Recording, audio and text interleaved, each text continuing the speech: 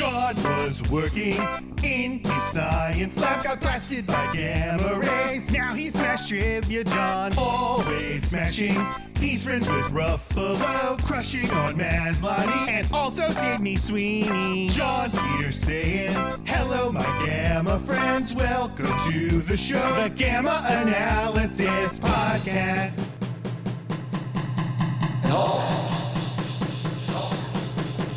Smash.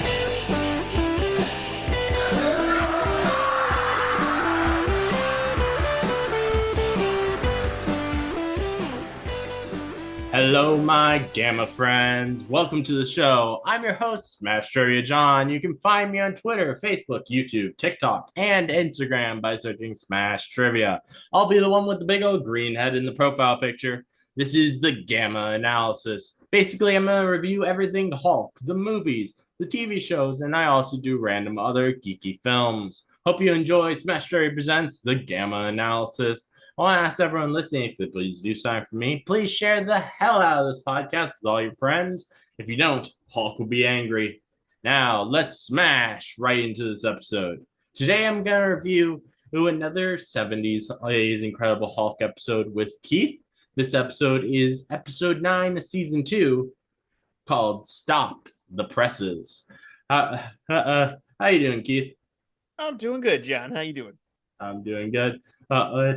I really enjoyed this episode. I have one line problem, but it's just a problem I have with the whole series. But to be honest, but like for the most part, I really liked this episode.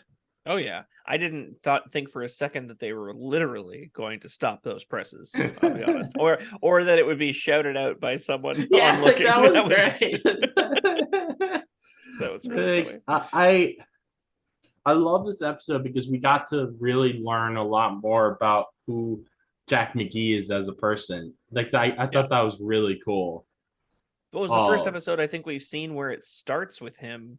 At least to my knowledge. Maybe there's one in season 1 that I'm forgetting. We started with him, and I think it was just it was during the New York City episode. I'm pretty sure. Or there was. I remember there being a starting scene where he was in his boss's office in the dark. Dark to start. Right. But this episode definitely like had the most to make him feel more like a three-dimensional character. And it was another like super suspenseful, like nearly got him kind of moment. Yeah, that is my only criticism of the episode is I think they should have used this episode to change the status quo. I think they should have had that he did actually like notice that it is David at the end, and thus making it so in all of the episodes going forward, he realizes that David is alive, and he's now trying to find both David and the Hulk. I'm wondering if we'll see in a coming episode and after an episode where maybe he remembers or is kind of piecing together the face he saw, because it was always blurry, but you know, it's kind of a face you wouldn't forget at this point, I feel like. Yeah. But I don't know. He only actually met David once. That's true. He only like really knew David for like a couple of hours or something. So I don't know if it is a face you would remember. Like he probably knows the face because he's like seen like pictures of it, but I don't know if he would piece that together in his memory. A part of me wished that David spoke, but like something really calming, but like with an Irish accent or something to try and throw him off and be like, "You'll be okay, boy." I don't know. I just think it would be interesting for him to put on some kind of disguise because he's like, "Oh shit, I don't know. I have no idea if your vision is blurry. I better sound different." But you're right. You really only ever met him for like 2 hours. But yeah, I just wish there was something more to like change that status quo, because that's my biggest problem with the show is they never changed the Stagnant. status quo. And I remember a few months ago. Like I actually like I don't remember if I still have it on my phone, but I wrote up like a an entire way to like how I would have structured this show so that each season could be something different. Let me see if I can find that. Oh, That's a cool idea. Yeah, I know what you mean though. Like it'd be nice to see a bit of progression mhm. in the Jack David relationship.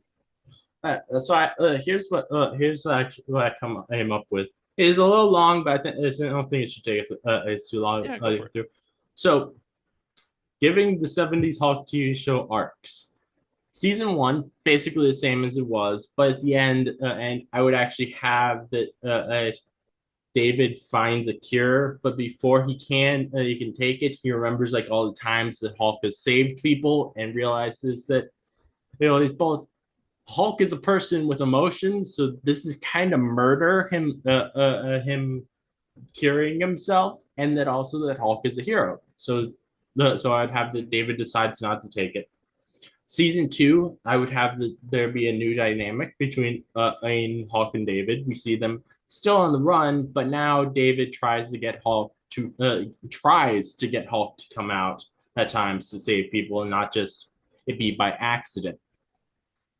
Jack McGee's hunt for them would heats up, and in the end, I would have the actually does find David still alive, but some danger makes Hulk have to save him, making Jack now realize that Hulk is a hero.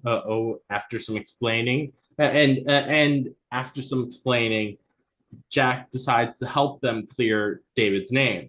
I would have then in season three be about David, Hulk, and Jack working to clear David's name, and by the end, I would have that they do. Season four, I would have that Hulk gets to be a hero in the spotlight. He's no longer on the run. I would have that he gets a crossover or with some other heroes. And I would have that for the first time, the show brings in another character from Hulk's comics to be the main villain.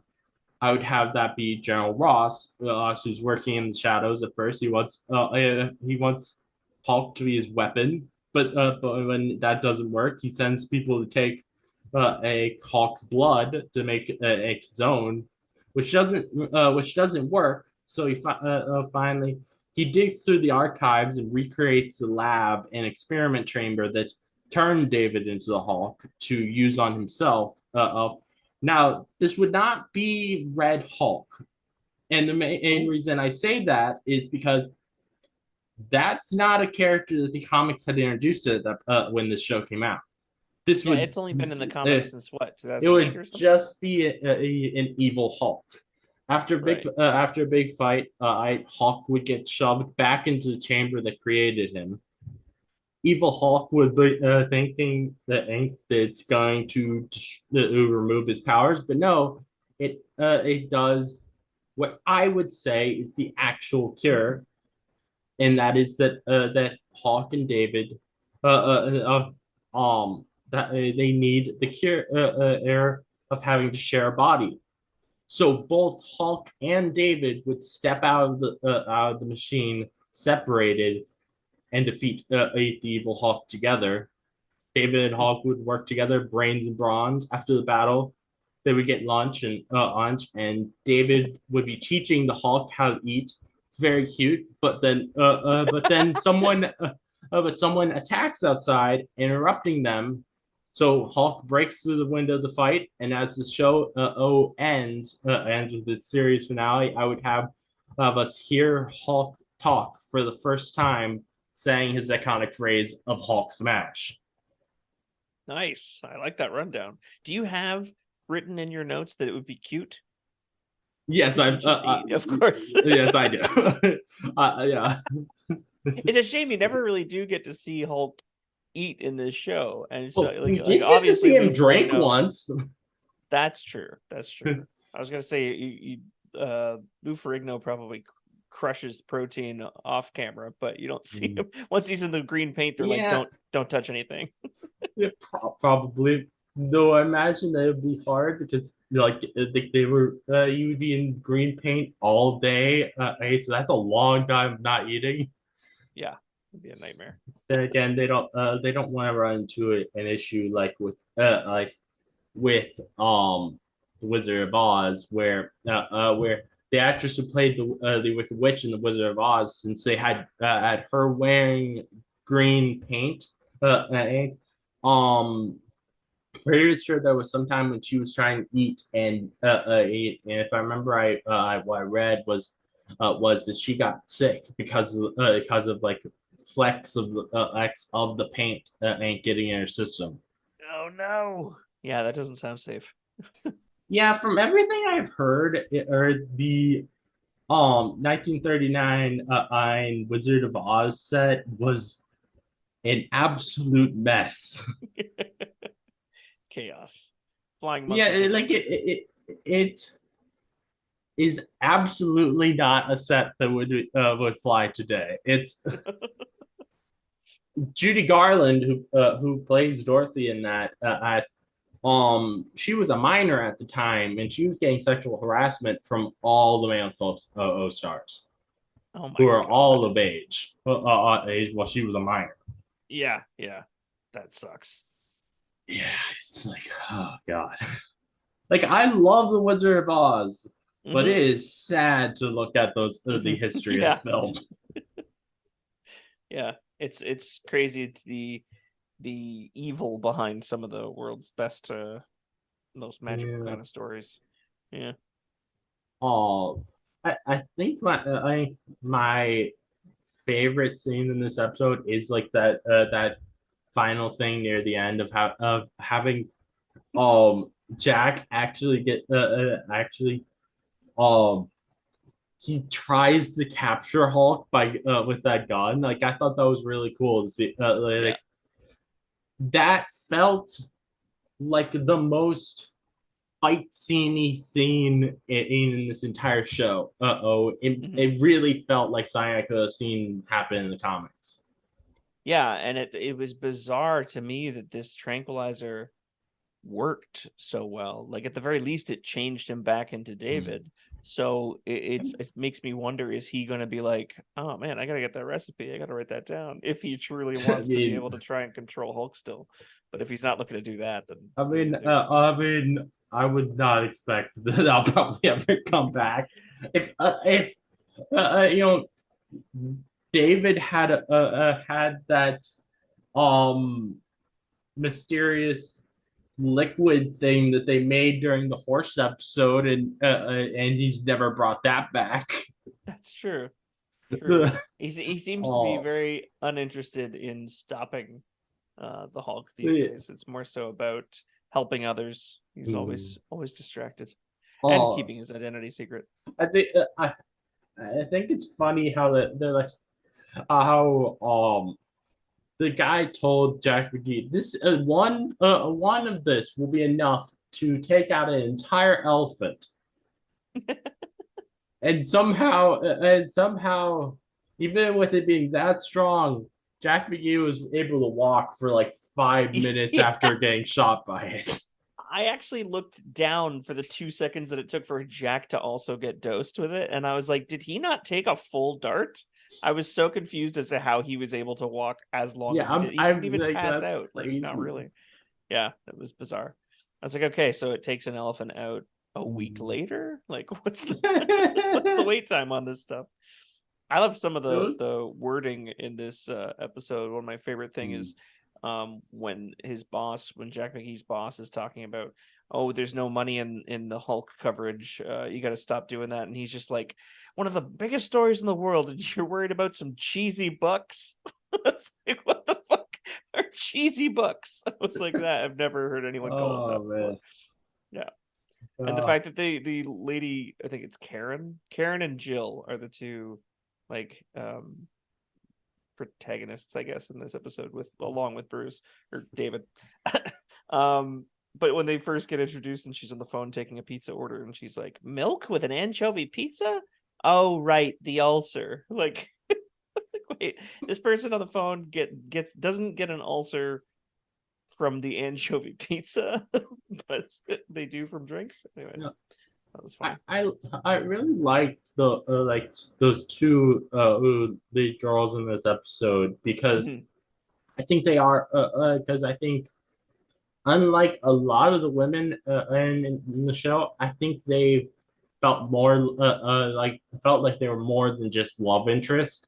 Like Mhm. particularly the owner of the restaurant on they made a point to have the cheese that she would be um able to help push the plot forward by having that she was a former newspaper person or a press member so she would know the The sheet that terms they and like the sheet, yeah yeah, so that they yeah. so they because if they without her knowing that it would have just gone on and been put out to the people.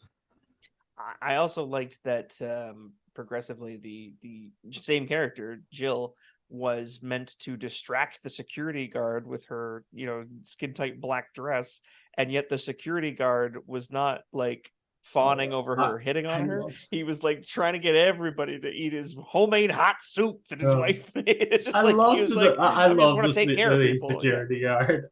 Sam was awesome. Yeah. The fact that And like he's not offering only it to everyone. not only is he that, but also I like that he particularly is like I don't care if this guy's my boss. This guy's a creep. You should not Yeah. be with him. Yeah. I think that's cool. That Yeah. the character from the '70s he's was doing that. Uh, on And the the joke where other she's like, hand, what? we have about just about the most sexist character in the entire show in this episode, Which one? which I Joe or Charlie? um the the fellow reporter that order at the The guy who which takes I the guy who takes the photos? yeah the guy who takes Yeah. photos which like I actually like that they did that to because I think it's cool to have the villain of the episode be this very real thing of this sexist this corrupt reporter. Yeah, just like completely fixing the news to his will so he can be all he cares about is money. He even says like, "Oh, yeah, my dream is to be one of the most high-paid journalists." Or when he says to I think it's probably Karen because she's the more fiery one. She was like mad when she stormed into the newspaper, and he goes, "Why do women insist on taking things so personally?" It's just like gaslighting like crazy. Like, of course Oh they're gonna yeah. take it personally. It's their restaurant. Yeah. Yeah, and like earlier in the episode, he was like, while he was in the car, he said in response to hearing that the restaurant was owned by women, he said, "So they have no clout," Oh God. Right. I remember. I which did was clock the word clout being used. yeah, I was like, for the internet. yeah, what like when I well, like yeah, there's the obviously he's trying to be sexist with that, but also I think it's just funny because I'm like I definitely I did not expect to hear that word in such an old show. Yeah. Yeah. People don't think about that. That word existed long before likes and follows. Yeah. Um, a standout in this episode for me was also Pat Morita, which is Yes. Mr. Miyagi from all the Karate Kid movies except for the one with Jaden Smith. But yeah, Pat, he was delightful, and I loved his character kind of teasing David about how both the girls had a crush on him, and Like he that liked was working there. really cool to me seeing him appear in the episode because like Yeah, I've never seen anything really else outside of the Karate Kid movies with him in. yeah, So that was same. really I cool don't. to see. I looked at his. I took a look at his IMDb afterwards, and I was like, I don't think I have either, to be honest. What I was disappointed by was at the end of the episode, David's gone from the restaurant, but they hadn't gotten Fred back. Mhm. Like Pat Morita should have been called immediately after the whole Hulk thing was solved and the the newspaper crap was So solved because did he? he loved working there. So did he quit because of the Hulk appearing, or because like the last time we see him is him running away during the scene when the Hulk came out at the restaurant.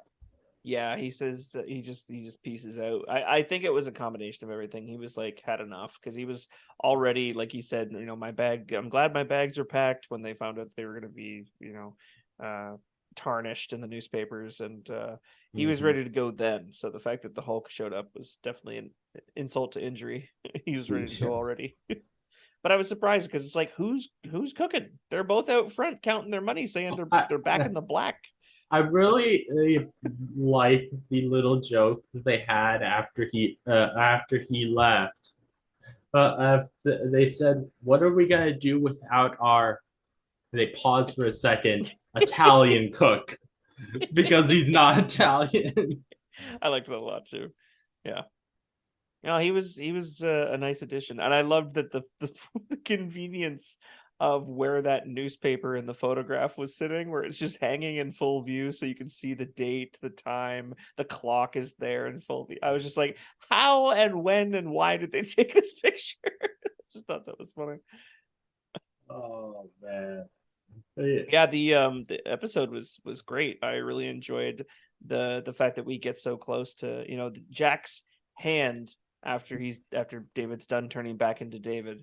Jack's hand just dropping because that they're near each other, but you're not sure how close. And then his hand just falls in front of to catch himself, and you're like, oh shit! Like that suspense was very fun. It was a really well done episode. I think it's so cool that they had this other reporter appear, because it was able to show us how Jack McGee, even though he's going after the Hulk, he is a good guy, and having that shitty reporter there too really helps that point get across.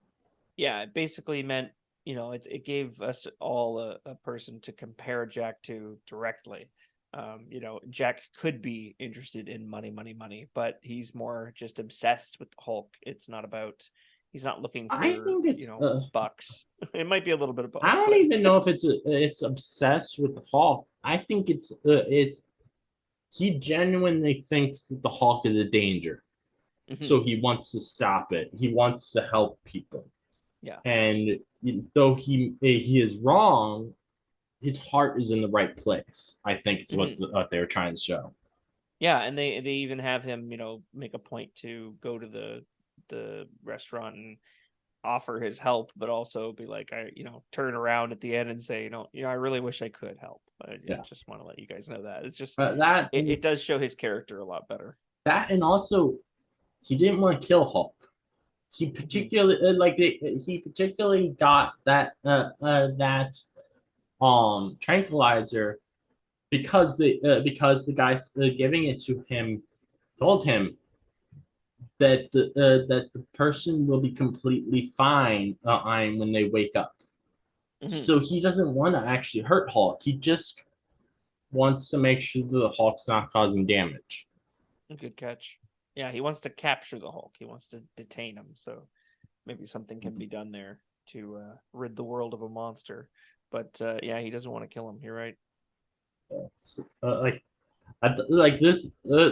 episode, if it simply had something added to it to make it so the status quo changed, I think this would be one of, if not the best episode of the series, because it's just because it really, they do so well with the suspense. They do and making this feel like an important episode, and giving us more to Jack McGee's character. It's just like this episode is really good. It is, and it's a testament to the show in general, and the show's writers and casting directors and stuff. When you have almost a completely different cast every episode, and yet you feel for them before the end of the episode, before the end of the episode's runtime. I both really liked Jill, Karen, and the security guard like crazy before the end of this, and I'd never seen them before. So it's just like really good casting, really good writing. And it's funny. It was constantly making me chuckle. Yeah, The lady, definitely. the lady who was into the astrology, and she was like, "Are you an Aries?" And he's like, "A Gemini." Gemini, I knew it. Like that. Those people exist, and she was funny. Oh yeah, that's great. And David just pretending to be one of them to get in was great. Like hiding behind And they somebody's chart. Yeah. and the security guard asked him, "Do you guys really believe in all of this?" And he just said, "He said, I think it was Aries or something. Pisces, yeah. He says like Pisces are the most Pisces intelligent. most intelligent. I'm guessing that's maybe what he is. And he was just making a joke on that. Man, which is a very in character thing for, or at least in the comics, for someone like Bruce Banner to do, because Bruce Banner in the comics is very full of himself. Well, damn, I didn't know that. Yeah, a lot of the really intelligent characters in Marvel, whether it be Bruce Banner or it be Reed Richards Or Hank or Pym. Tony Stark or Hank Pym, they're all very full of themselves and like hold themselves up to a high regard, or Yeah. like the whole like a big point of like with the MCU Hulk, why I believe that um Bruce Ost did this merging of the two without taking into account how Hulk would actually feel about it is because of his selfishness. This is a big part of his character in the comics. Hmm. Hmm. Hmm. That's pretty cool. Yeah. You want to know something I noticed with the fight scene, the one fight scene really that we get in this episode between him and the former wrestler Charlie the Cockroach? When he is fighting Charlie as David, I keep wanting to say Bruce, as David. Clearly it's a stunt man for a lot of it, but Charlie gets him down to the ground in the kitchen, and then he lifts him up by the belt and the butthole.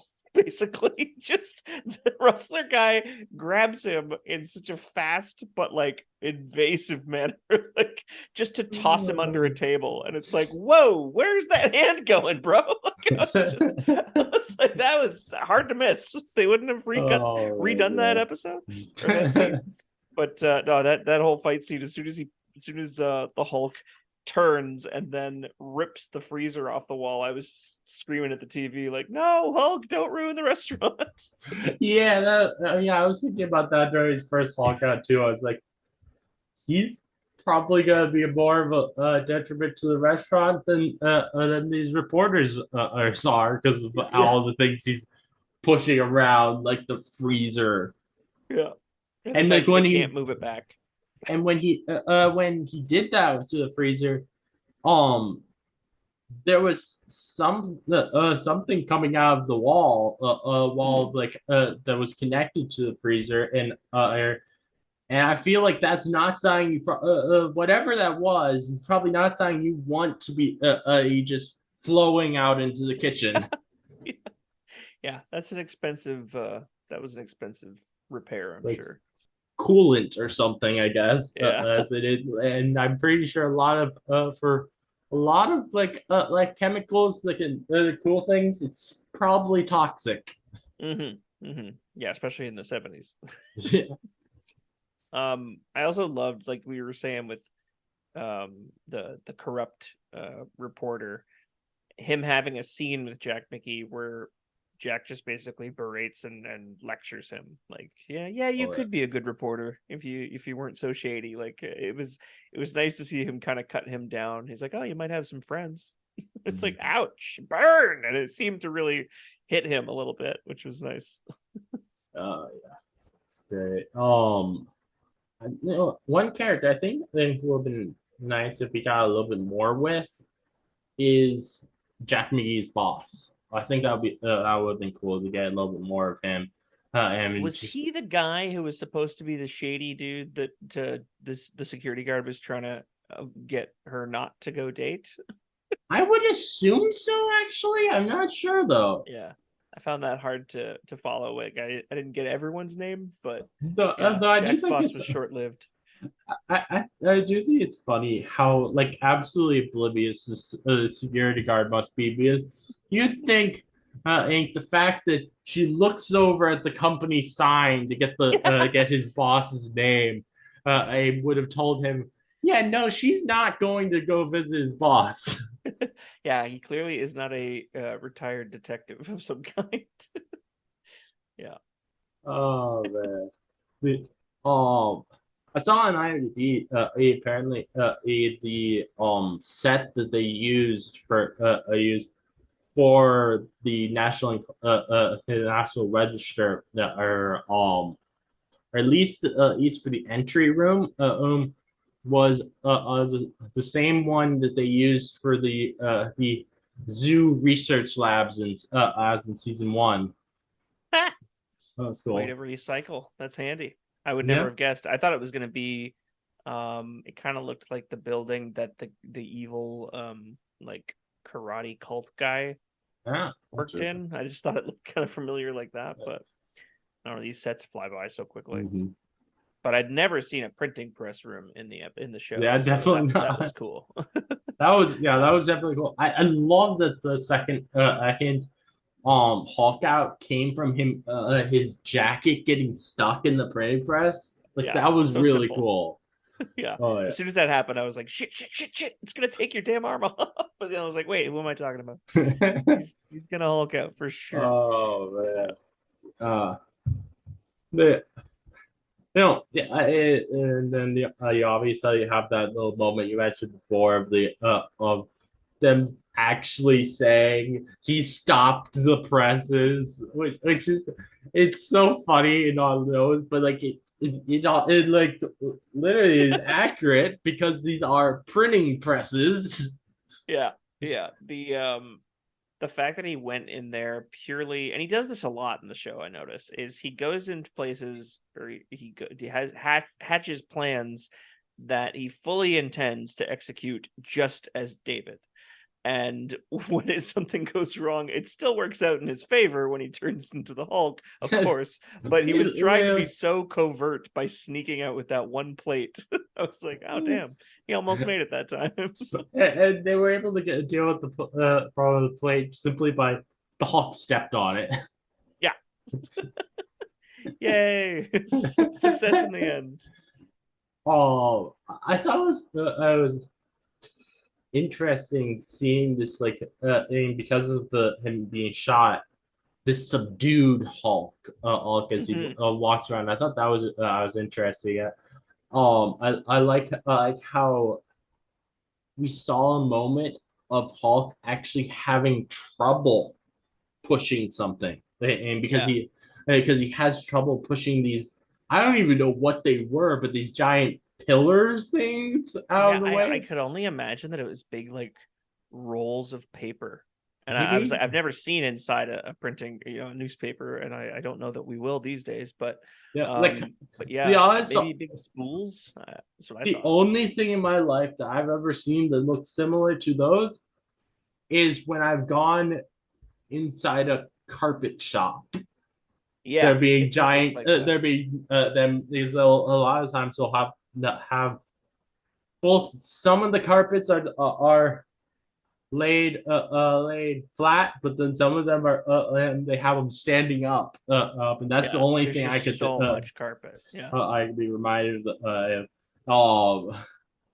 But then he does finally actually push them over, but he didn't push them over enough, so he has to also push it to the side afterwards. hey, he was struggling. Like normally, all the Hulk stuff is filmed in slow motion, and as soon as he was as soon as he was tranked, It was like, okay, now he's going to be in super, super slow motion, even more than before. But the fact that he's like, you see a relaxed look on Lou Ferrigno's face for a change in full makeup, and it's like, oh, this is Also, we don't see this very often. and also, just like with like the episode where he's like flying a plane, we get a bit of him like actually really understanding the situation that's happening. I mean, because knowing that he's going to turn back into Banner, he goes to find a corner a little bit out of the way, so so it's secretive. Mm-hmm. And we get that always awkward to look at detransition.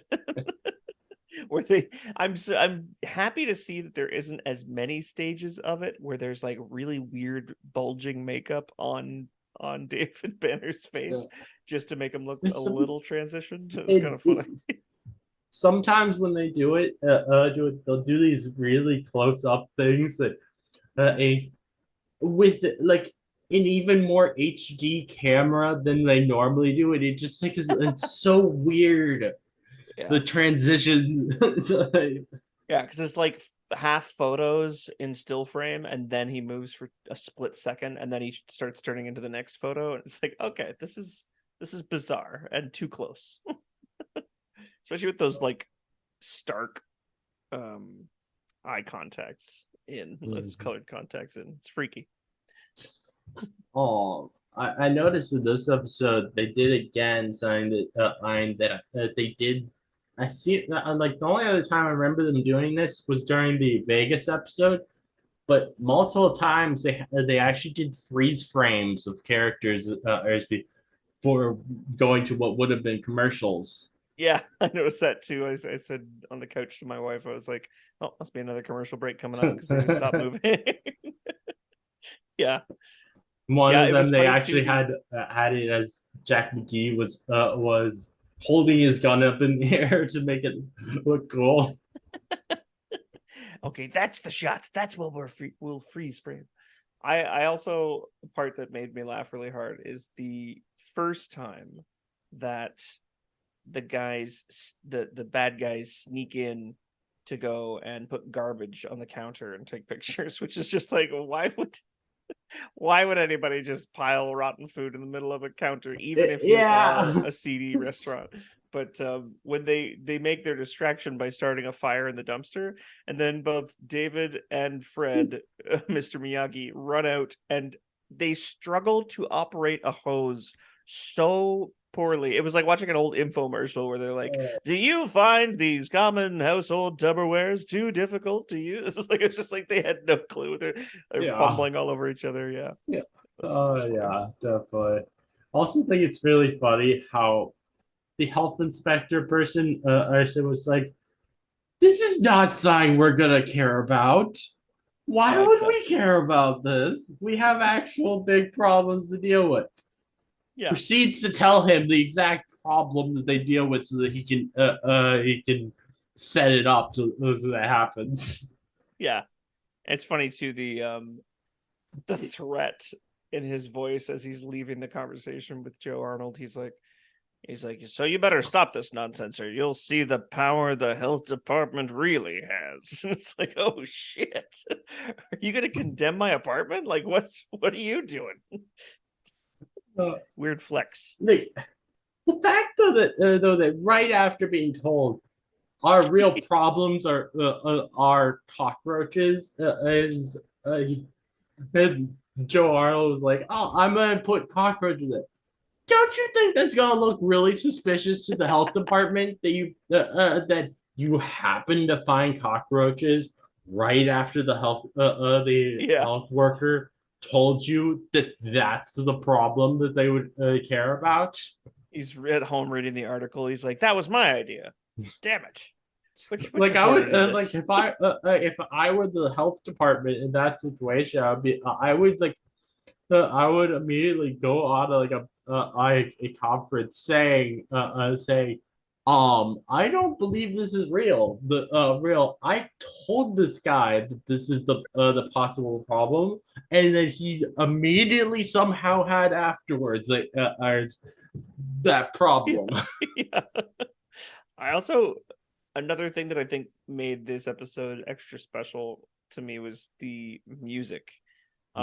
There were some things that clearly they had written and composed purely for this episode, because when he gets tranquilized, he like you could hear like someone just kind of haphazardly pounding on the keys of a piano and like making the music seem all but more clumsy because he's starting to go down. And I was like, that was really cool. But the rest of the episode was like there was just these amazing like Disney comedy kind of moments that were so well punctuated with the music. I was really taken in by it. I always am, but like just the time period, it's Oh cool yeah, to see how the show is done in those days compared to a definitely. TV show today. Yeah.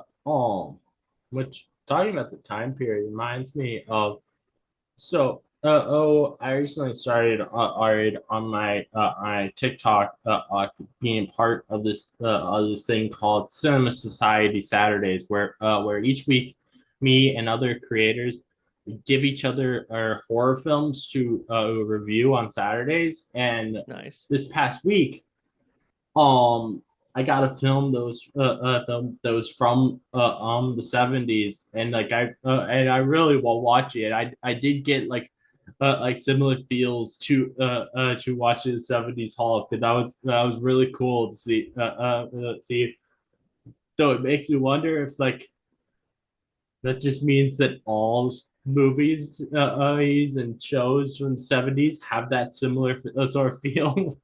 I think it's genre stuff. Like horror and sci-fi, they go so well hand in hand, and especially when they both would rely on things, even just musically, as like suspense and like action sequences and stuff like that to get the intense things across. But like, I think it's the genre of the Yeah, 70s plus probably. the genre. Yeah, If you which were watching it something that was makes like a sense. rom-com or something, it'd be totally That makes different. sense since it was um Yeah, what was the movie? it was Night of the Lepus, which is a movie about giant bunnies attacking people. Of course it is. Why wouldn't it? Basically it's gotten to the point where it's like what's the internet rule that's like it's a horrible idea. It's like, oh, if it exists, there's porn of it. It's like I think before Oh that, yes. if someone thought of it, there's probably a horror movie or a sci-fi movie of it out there Yeah. somewhere.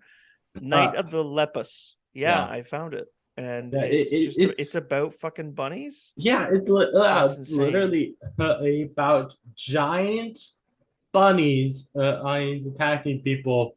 And it's really lowly rated, but I had a lot of fun watching it. Looking at the poster of it right now, and it's hilarious because these gigantic bunny rabbit eyes are coming out of the darkness at people. Oh This is yeah. how many eyes does horror have? How many times will terror strike? And now knowing that this movie is about giant bunnies, that's way funnier. Dude, so It's really good. apparently they made the poster like that, where they didn't actually show a giant bunny because as apparently like the studio was not so sure people would be willing to go to it, and if it was they knew it was about giant bunnies, which is Fair. so dumb to me because if you don't think people will go to see the film you're making, if you show what the film is, why are you making that film? Good question. Good This question. is like this is the same as these days. Is sadly a lot of studios refuse to market musical movies that they make as musicals. And it's like Yeah. that's like so you don't think people would go see musicals, but you want to make a musical. Like what him that's really dumb. But Yeah. also, if you don't market it as what it is, you're gonna Mhm. have people going to see it who get mad at you Yeah. because it's not what they wanted from the film. Yeah, it takes a certain, like, there's certain movies where I think that people should just own up and market it the way that they're planning it to delight people, the way, the way they made it. And then there's other movies where, like, me and my wife were just watching Cabin in the Woods Yeah, recently, and we've seen it a million times, but Mhm. that movie, it I does think try to skirt the line to make it so that there's enough of the movie that you could put a Mhm. trailer together and have people think, oh, this is just another teen horror movie, I like think I Know What You there's Did Last Summer or Scream. But Mhm. then they flip it on you and go, oh, it's entirely Oh yeah, different, and you can't market it with I that. think there's a difference between subverting expectations with their Mhm. marketing, which is what they did with Cabin in the Woods, Yeah, and just flat out being like, we're ashamed of the kind true. of movie that we're making, so we're not going to tell you it's that kind of movie. Yeah. It does seem like a thing that I would want to know before going in. Is this going to be a musical? Is this going to have giant killer bunnies? I would I like to mean, know ahead of time. and the thing is, with these days with the musical, like, even though studios for some reason believe that there are not a lot of musical fans, clearly there is, because the Wonka movie did really well last year. Really? I Yeah, never looked. at least from everything I've heard, it did really well. I haven't actually looked at the exact box office numbers, but from everything I've read, apparently did really well. And also the Broadway scene is a massive deal in entertainment. So why would you Yeah, think it that is. that people would not want to see it if it's movies? Yeah, I think that there's a lot of ways to market films, and the more I think people, the more a studio shows of the movie, I think there's just a line that they don't need to cross. And when they cross that line and show too much, it shows to me an insecurity with the movie, where the studio thinks that they don't have a winner on their hands, so they got to show more of it to get people in the seats. It's like, no, show less, let word of mouth. If you made a good movie, people are going to Yeah. hear about it. And that's what I think. Like Cabin in the Woods, I think mostly. Show less, but outside of a situation where you're trying to subvert expectations, like Cabin in the Woods, do make sure that you are like telling them this is what you're going to see, Yeah. so that they're not going into it being like, oh, I'm wanting to watch a romantic comedy or something, and Yeah. it ends up being a musical. Like, yeah, those may be similar-ish audiences, but they're not the same audiences, and No. and you're going to have people angry if you do that. Um, and another situation of like subverting expectations is, I think, like Marvel with Infinity War, like with Hulk and Wakanda. He clearly Yeah. was early did not come out in the film, but that didn't make a difference because what they did actually in the film was just as cool. Yeah. The I enjoyed that, and I'm surprised that they haven't done more, but it is risky, right? Like, Yeah, if you it's have such a great movie like Infinity War, where it's like, okay, people are gonna love this no matter what. Like, we made a really good movie. So it's like what you end up seeing couldn't possibly disappoint. But if they were to, like, throw people off the scent of what was going to happen so that they didn't spoil their own movie, Mhm. and put in fake things like that, it could really mess with people. It could really, but it could Yeah, also end up making people really pissed off that the thing that and they but went to see also didn't get put in there. Yeah. also though something I find really interesting about it all is the false marketing standpoint, of like they could very easily get themselves sued because of something like this. Mm. There has been a film where people sued a movie studio because what they were going to see the film for was not what the film was. And I'm pretty sure the people won.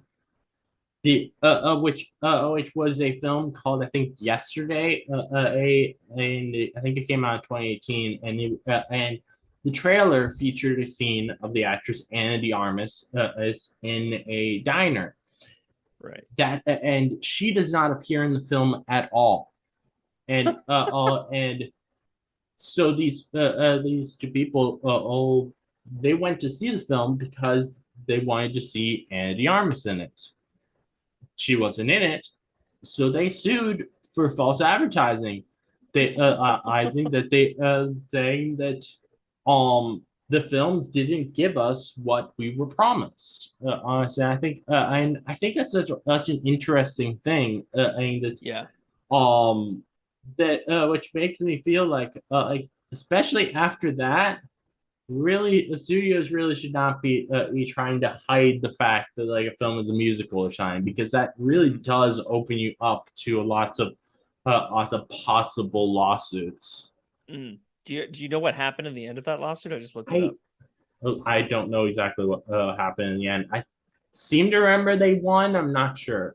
So their names are Peter Rosa and Connor Wolf, and they sued Universal in 2022, alleging that they were each cheated out of $3.99. A federal judge initially sided with them, finding that the movie trailers are not immune from false advertising claims, but various setbacks followed, leaving the men on the hook for $126,000 in Universal legal fees. That's insane. Oh, yeah. To pursue that because you wanted to see Anna de Armas, which if her role in it was so small that it was easy enough to cut out, then she couldn't have been in the movie for very long anyway. So it's so bizarre to me that they would chase that. I get that they were thinking that they were kind of gonna end up with a huge settlement, but it's like, damn, like, was it worth it? Yeah, I don't think it would be worth it to actually sue them, but it's really interesting to me that that's actually happened, because the idea of false marketing and lawsuits is just so interesting to me, because I feel like there are so many things in our society that are false marketing. Yeah. That particularly because of lawsuits like this now I would think should make studios, game companies, anything in entertainment, just like maybe we should dial back our false marketing just in Yeah, case. there's probably like a plethora of words out there that people in marketing use specifically to keep things vague enough that they can't be on the hook for some kind of false advertising, and so they can't get too specific about things, or they bend the truth enough but not too much that it's like it would be fascinating to see a documentary about this. With mobile game ads. Mobile game ads are like when you're playing a game on your phone and you get an ad for another game. Invariably, the game is nothing like what that ad showed. Hilariously weird. The ad makes it seem like the gameplay in this is going to be like this survival sort of game. Nope, it's just a swap things together game. Yep. Like, how is that not considered false marketing? Yeah, I would highly recommend anyone listening to check out, if you haven't heard of already, a YouTuber named Eddie Burback. He is phenomenal at pointing out certain kinds of things like that, and I believe it was him that did it might have been either him or Drew Gooden who did a video all about this weird mobile game that Pedro Pascal was involved in the advertising for. It was like a murder mystery kind of mobile game, and I'm trying to remember Pedro. I'm gonna type that in and see what comes up. No, it was not him. He also does a really good video on Shark Week shows. I seem to remember remember maybe the Drew Gooden one. So I'm guessing it's him. I'm pretty sure like it might have been like Lily's Garden or something that was this murder mystery thing, but it's like if you play the game, it actually has nothing to do with murder mystery. Yeah, exactly. Yeah, there's the mobile ads are hilarious. But yeah, I would watch Eddie Burback. I would recommend that guy any day. He did a real amazing video where him and a buddy of his traveled to every Margaritaville in America and in Canada in like a 2-week span or 3-week span, to the point where the joy of going there, like having it for every meal, takes such a weird like psychological toll on him. I But he bet. makes this beautiful like hour-long documentary about it. It's very funny. You should check him out. Oh, yeah. Trying to think, is there anything else about this Hulk episode that you'd like to talk about? I just really liked getting back into it, and also it being a Jack McGee episode right off the bat Oh, was nice, because that guy is a skilled actor, I find. And there's some moments where like clearly they added his audio later, and he's like running after the Hulk or something, and it's like, oh, okay, maybe it's the drugs because he was tranked. But like he's got this way about him and such a character face that I really like seeing him in the show more. And again, these like daytime, one episode actors are so damn charming. And you know, Mhm. the really the It's biggest thing so missing cool was to Mr. me Miyagi in the seeing, end. yeah, it's so cool seeing actors before what we know them for appearing in Mhm. this, like him and William Daniels, I think who played Mr. Feeney Yeah. and Boy Meets World, in an episode. Like, it makes me wonder as we go forward, who else are we gonna see, which is it's gonna be so fun to find out. Yeah, and the the show could only have gotten more popular as the seasons went on. We're only on season 2. I can only imagine the type of cameos and guest appearances, because that's the beauty of a show like this, where it's, I wouldn't say monster of the week because Hulk is the monster, but like it's just these firing them off. One episode doesn't have to have anything to do with the last, and you can have a whole new cast pretty much. It is the ideal place for cameos. Yeah. It kind of reminds me of a few years ago. I binge watched with my mom on all of House MD, Hmm. and there are episodes where and it's a couple years before or the Avengers came out, and Jeremy Renner appeared in an episode of that, and I was like, oh, that's cool, Damn. cool, or like before he became super famous for creating Hamilton, and Lin-Manuel Miranda was in an episode. It's like it's so cool seeing just actors that we know from something really big before they got big. Hmm. Yeah, it's weird too. I'll watch like it reminds me the most of Hulk too, because it's like really before their time episodes of like Buffy the Vampire Slayer, for example. Pedro Pascal is in 3 seconds of an episode, and you're like, holy shit, and then he's on to the next scene, and it's like, wait, wasn't that?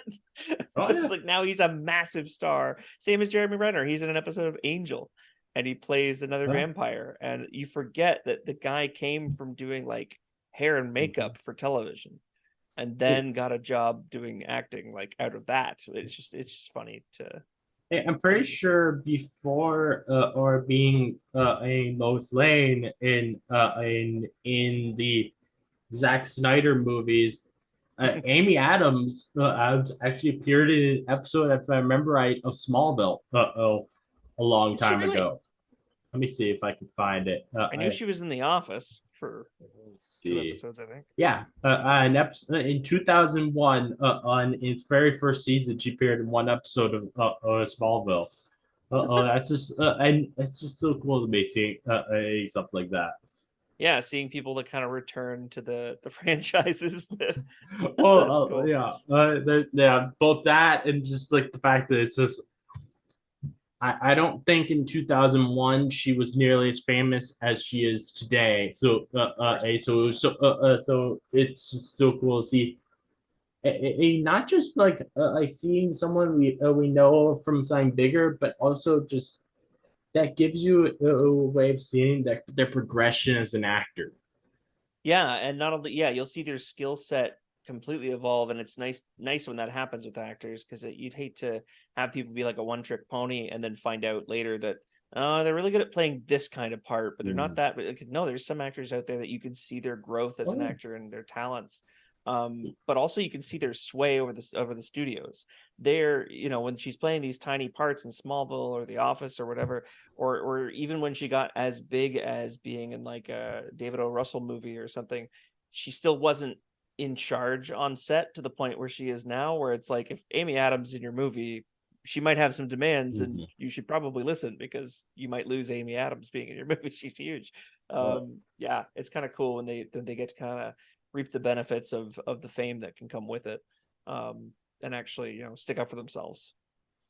Oh yeah, definitely. Hey, well, I think that's everything to talk about for this episode. So, thank you everyone for listening. If you like this gamma analysis, please give a 5-star review on Apple Podcasts or a 5-star rating on Spotify. I'd love to hear your thoughts on the episodes. Please let me know.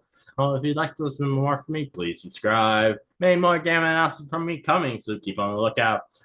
This again is your host, Smash Trivia John, signing off.